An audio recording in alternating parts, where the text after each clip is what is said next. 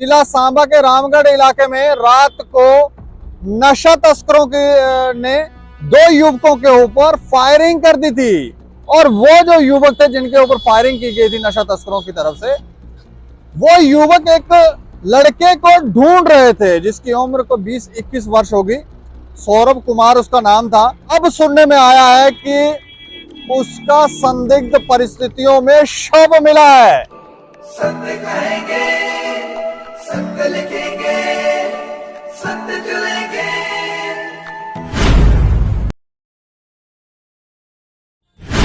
नमस्कार दोस्तों, मैं हूं दीपक सिंह, दैनिक जागरण समाचार से। परसों हमने आपको एक खबर बताई थी जिसमें बताया था कि जिला सांबा के रामगढ़ इलाके में रात को नशा तस्करों ने दो युवकों के ऊपर फायरिंग कर दी थी। और वो जो युवक थे जिनके ऊपर फायरिंग की गई थी नशा तस्करों की तरफ से, वो युवक एक लड़के को ढूंढ रहे थे जिसकी उम्र को 20-21 वर्ष होगी। सौरभ कुमार उसका नाम था, जिसे ढूंढने के लिए वो वहां उस इलाके में घूम रहे थे रात को। तो वहां पर उनका टाकरा जो था वो नशा तस्करों के साथ होता है। नशा तस्करों ने उनके ऊपर फायरिंग की थी। उसके बाद उन नशा तस्करों से नशे की खेप भी मिली थी, हीरोइन मिली थी। और ऐसा भी सुनने में आता है कि रामगढ़ जो इलाका है वहां पर ये सब चीजें जो हैं वो आम है। शायद बॉर्डर का एरिया है तो वहां से खेपें नशे की आती होंगी, हीरोइन की खेपें आती होंगी। और ये नशेड़ी गंजेड़ी लोग जो हैं, ये जो नशा तस्कर हैं, ये लोग जो हैं वो आते हैं, वहां से उठाते हैं, ड्रोन के जरिए ऊपर से नशे फेंक देते होंगे और उसके बाद ये लोग उठाकर ले जाते हैं। उनके लिंक होंगे यहाँ वहाँ, ये तो आने वाले समय पता चलेगा, क्योंकि वो वहाँ पे लड़के पकड़े भी गए थे, जो नशा तस्कर थे पकड़े गए थे।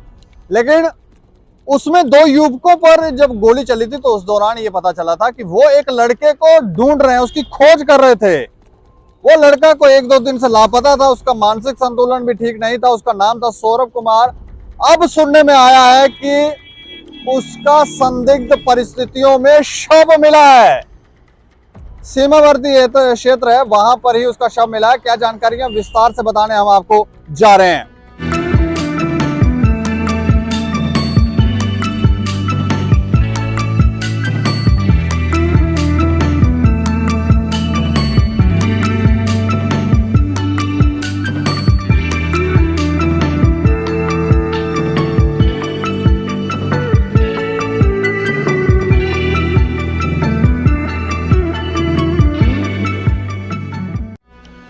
अंतर्राष्ट्रीय सीमा जीरो लाइन जिला सांबा के सब सेक्टर रामगढ़ के सीमांत गांव रंगूर से लापता हुआ 21 वर्षीय युवक का शव अग्रिम सीमा के साथ लगते खेतों में एक आम के पेड़ के नीचे संदिग्ध परिस्थितियों में पड़ा मिला।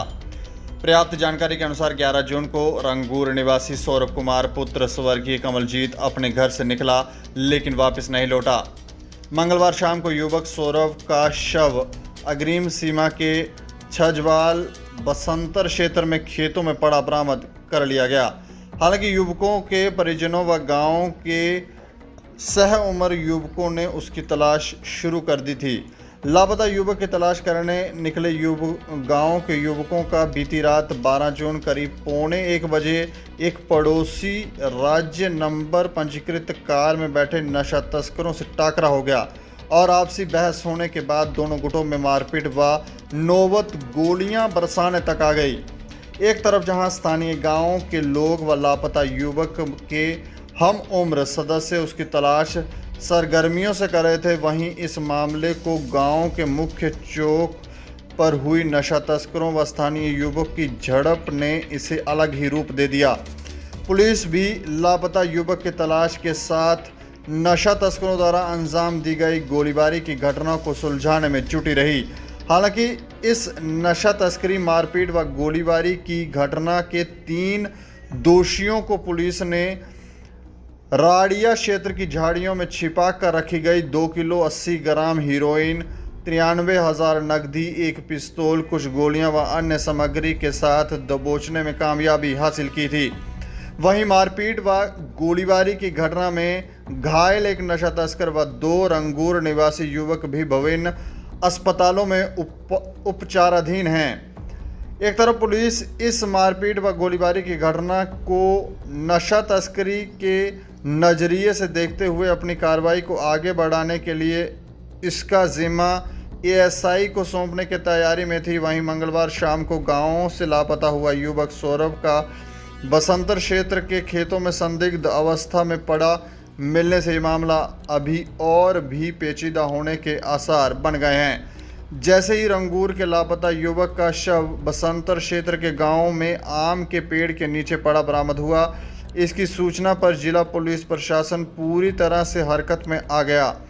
जिला पुलिस प्रशासन के आला अधिकारियों व मामले की जांच में जुटी जांच टीमों ने युवक के शव को अपने कब्जे में लेकर तुरंत उसकी गहन तहकीकात के लिए एफएसएल टीम को भी मौके पर बुला लिया। एफएसएल टीम ने युवक के शव व उसके आसपास से अपने हर सबूत को जुटाया और बाद में शव को पुलिस के हवाले कर पोस्टमार्टम के लिए पुलिस के हवाले कर दिया। पुलिस ने युवक के शव को पोस्टमार्टम के लिए नज़दीकी सरकारी उप जिला अस्पताल रामगढ़ में पहुंचाया। यहां पर बोर्ड ऑफ डॉक्टर की टीम दिवंगत का पोस्टमार्टम करेगी। उधर स्थानीय गांव व परिजनों का कहना है कि मृतक युवक पिछले कुछ समय से दिमागी तौर पर परेशान था और उसकी परेशानी क्या है ये उसने किसी के साथ भी बयान नहीं की। सरपंच कालिदास ने जिला पुलिस प्रशासन से इस मामले की निष्पक्ष जांच कर पीड़ित परिवारों को पूरा इंसाफ दिलाने की अपील की है। जानकारी के अनुसार मृतक युवक दो भाई थे और उसका बड़ा भाई गारजीत सहित माता रानी देवी जवान बेटे की आकस्मिक मौत से बेसुध हो गए हैं। मृतक के पिता कमलजीत का कुछ समय पहले देहांत हो चुका है और विधवा माता रानी देवी को अपने बड़े बेटे गरजीत व सौरभ का ही सहारा था। रंगूर के युवक की संदिग्ध परिस्थितियों में हुई मौत से हर तरफ गहरे शोक की लहर कायम है। वहीं पुलिस मामले की पूरी जांच करने में लगी हुई है और तथ्य और सबूत जुटा रही है। इसी खबर पर ज्यादा जानकारी के लिए हमारे साथ सांबा से सुरेश शर्मा हैं, जो हमारे ब्यूरो हैं सांबा के। सुरेश जी। हाँ जी सर। अच्छा, मैं जानना चाह रहा हूँ कि ये जो मामला है सौरभ कुमार का, हाँ जी, इसका शव मिला, क्योंकि पिछली खबर में हमने आपको लोगों को बताया था कि वो लापता था, उसे ढूंढ रहे थे लड़के। तो इस मामले में क्या जानकारी है? देखो दीपक जी, ये लड़का जो था पिछले 4 दिनों से लापता था। अच्छा। और इस संबंध में जो परिजन है उन्होंने रामगढ़ पुलिस स्टेशन में उसके लापता होने की लिखित शिकायत जो थी वो भी दर्ज करवाई थी। अच्छा। और पुलिस भी इस लड़के को ढूंढ रही थी। मैं आपको बता दूं कि इसका नाम जो था सौरभ कुमार उर्फ शालू, और पिता का नाम इसके क्या था, कमलजीत। अच्छा, शालू नाम से इसे जाना जाता था। हाँ जी। और ये रामगढ़ थाना अधिकार क्षेत्र का सीमावर्ती गांव है रंगूर कैंप, वहां का ये रहने वाला था। और मैं आपको बता दूं कि जो उस दिन नशा तस्करों के साथ स्थानीय युवकों की जो उस दिन झड़प हुई, उस दिन भी रात को जो स्थानीय युवक थे इसी सौरभ को ही ढूंढ रहे थे। अच्छा। तो उस दिन जो नशा तस्करों से भी झड़प होती है, जो साथी इसके ढूंढ रहे होते हैं। और उस लगातार 3-4 दिनों से इसकी तलाश जारी थी, पुलिस भी इसे तलाश कर रही थी। और कल शाम को अगर बात करें तो कल शाम को बीती शाम को इसका शव जो है गांव से दूर जो खेतों में है, जो बसंतर के साथ एरिया लगता है, वहां पर पेड़ के नीचे किसी ने देखा और फिर सूचित किया परिजनों को, स्थानीय लोगों को। और फिर उसके बाद पुलिस को सूचित किया गया और पुलिस दल जो है रामगढ़ पुलिस स्टेशन की जो टीम है थाना प्रभारी सुदेश कुमार के नेतृत्व में वहां पहुंचती है और शव को अपने कब्जे में लेकर वहीं पर फिर एफएसएल की टीम को भी मंगवाया जाता है, ताकि मामला संदिग्ध था जिस तरीके से ये लापता था और जिस तरीके से वहां से इसका पेड़ के नीचे से शव बरामद हुआ। और देर रात को फिर इसका शव को कम्युनिटी हेल्थ सेंटर जो रामगढ़ है वहां के शव गृह में रखा गया। और आज इसका सुबह ना पोस्टमार्टम करवा के शव का तो उसके परिजनों पे हवाले किया गया। तो मालूम पड़ा है कि इसमें ये कैसे मृत्यु हुई है। लेकिन मैं आपको एक बात और इसके साथ ही बताना चाहता हूं कि जो हमें जानकारी मिली उसके मुताबिक क्या था कि अरनिया पुलिस स्टेशन है ना, जो जी, अरनिया पुलिस स्टेशन में इस लड़के के खिलाफ किसी ने कोई लिखित जो है वो शिकायत की थी। अच्छा। किसी मामले को लेके। हाँ। तो उस संबंध में अरनिया पुलिस ने भी जो संपर्क किया रामगढ़ पुलिस से, और अरनिया पुलिस की टीम जो गांव में भी पहुंची थी इसको ढूंढते हुए। और जब उस लड़के को पता चला कि अरनिया पुलिस की टीम जो है वो उसे ढूंढ रही है, तो ये पुलिस के डर से ही उस दिन से लापता हो गया था। अच्छा, पुलिस के डर से लापता था, मानसिक तौर पे वो नहीं था? नहीं, मानसिक, पहले जिस तरीके से जो हमें जानकारी मिली ना, मानसिक तनाव में भी था ये। अच्छा। और जो इसको जब ये पता चला कि अरनिया पुलिस स्टेशन में किसी ने इसके खिलाफ कोई शिकायत दर्ज करवाई है, तो उसके बाद ये लड़का जब इसको पता चला तो 4 रोज पहले ये वहां से घर से निकला और जो संदिग्ध परिस्थितियों में ही ये लापता हो गया। तो यही था कि अब क्या मामला था वो क्या नहीं था इस बात का भी पता नहीं चला, लेकिन इतना जरूर है कि अरनिया पुलिस स्टेशन में किसी ने लिखित जो इसके खिलाफ शिकायत थी कोई दर्ज करवाई थी। और अरनिया पुलिस का मामला, कोई लड़की का मामला, कोई नहीं, नशे नशे का नहीं हो सकता, कोई लड़की का हो सकता है कोई मामला, क्योंकि जिस तरीके से जो सुनने में आया है कि कोई लड़की लड़की का मामला था और उसके परिजनों ने ही अरनिया पुलिस स्टेशन में कोई लिखित शिकायत जो थी वो दर्ज करवाई थी।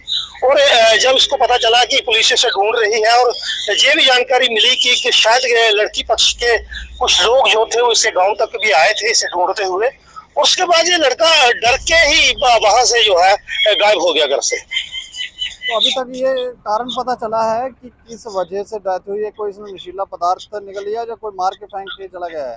नहीं, एक बात और है, जिस तरीके से पुलिस ने इसके शव का निरीक्षण किया या एफएसएल की टीम को मंगवाया गया, उस तरीके से अगर देखा जाए तो इसकी बॉडी पर कहीं भी कोई चोट का निशान नहीं था।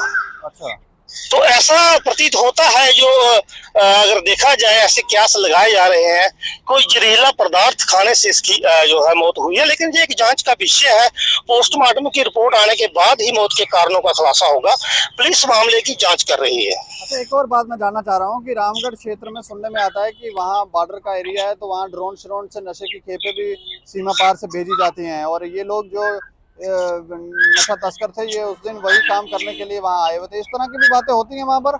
नहीं दिव्य जी, इस बात से इनकार नहीं किया जा सकता। जिस तरीके से अगर देखा जाए पिछले 3-4 महीनों में ड्रोन डंपिंग की जो 3-4 घटनाएं हुई है, जिस तरीके से पहले एक घटना जो थी बीजेपुर के जो विश्वकर्मा मंदिर है उसके पास हथियारों का जखीरा बरामद हुआ था, नकदी बरामद हुई थी। उसके बाद अगर देखा जाए तो बीजेपुर के पास रख बरोटिया गुजर बस्ती का जो एरिया है एम्स के पास, वहां पर भी जो है वो हथियारों की खेप बरामद हुई थी। इस बात से इनकार नहीं किया जा सकता है कि पाकिस्तान द्वारा जो है वो ड्रोन के माध्यम से जो है नशीले पदार्थ जो है, हेरोइन जो है, चिट्टा जो है वो भेजा जा रहा हो। लेकिन हम ऐसा नहीं कह सकते सीधा कि कोई बाहर से बंदा जो आया होगा बॉर्डर क्रॉस करके वो लेके आया होगा, क्योंकि तारबंदी भी हुई है और जो सुरक्षा व्यवस्था है वो भी कड़ी है। इतना आसान नहीं होता। ड्रोन की बात हम मान सकते हैं कि ड्रोन के माध्यम से अगर कहीं कोई खेप पहुंची होगी, लेकिन ये भी है साथ में आपको बताऊं कि जो नशा तस्कर जो पकड़े गए हैं उस दिन, जिस दिन ये पकड़े गए उस दिन दोपहर बाद का इन्होंने जो सरोवर टोल प्लाजा है वहां पर ये पंजाब से जब अपनी इनोवा गाड़ी चंडीगढ़ नंबर की लेके आया है, तो वहां पर इनकी जो टोल की पर्ची जो है वो कटी हुई है, और उससे ऐसा क्यास लगाए जा रहे हैं कि ये लोग बड़ी ब्राह्मणा क्रॉस करने के बाद बिशनाह पहुंचे होंगे, और बिशनाह से अरनिया से होते हुए ये लोग जो है वो फिर रामगढ़ सेक्टर में आए हैं, और देर रात को जो सीमावर्ती गांव रंगूर कैंप है वहां पर पहुंचे हैं। और ऐसा भी लगता है कि हो सकता है ये नशे की खेप जो है वो किसी को डिलीवर करने वहां पर आए हों। ये जांच का विषय है। नहीं तो अगर देखा जाए तो इतनी दूर सीमावर्ती गांव में आधी रात को उन्होंने क्या करने जाना था। इस बात का, इस मामले की जो पुलिस है जो जांच कर रही है, एजेंसियां जांच कर रही हैं कि वो कैसे इस सीमावर्ती गांव में आधी रात को पहुंचे हैं। चलिए, शुक्रिया हमें जानकारी देने के लिए। ठीक है दीपक। तो ये मामला देखें, गोलीकांड से शुरू हुआ था और उसके बाद सौरभ की जो तलाश कर रहे थे, सौरभ की आगे संदिग्ध परिस्थितियों में उसका शव मिलता है, उसकी डेड बॉडी मिलती है, और अब कुछ और बातें भी सामने आ रही हैं कि सौरभ के खिलाफ कंप्लेन भी थी। लेकिन रामगढ़ क्षेत्र में ये उस इलाके में चल क्या रहा है? क्या वहाँ पर नशे की खेपें जो है वो सीमा पार से आती हैं? ये नशा तस्कर वहाँ पर क्या कर रहे थे? आने वाले समय में पता चलेगा। लेकिन इस खबर के ऊपर आप प्रतिक्रिया जरूर रखें और देखते रहें दैनिक क्षण समाचार। मुझे और मेरे सहयोगी राजीव गुप्ता को दें इजाजत। नमस्कार।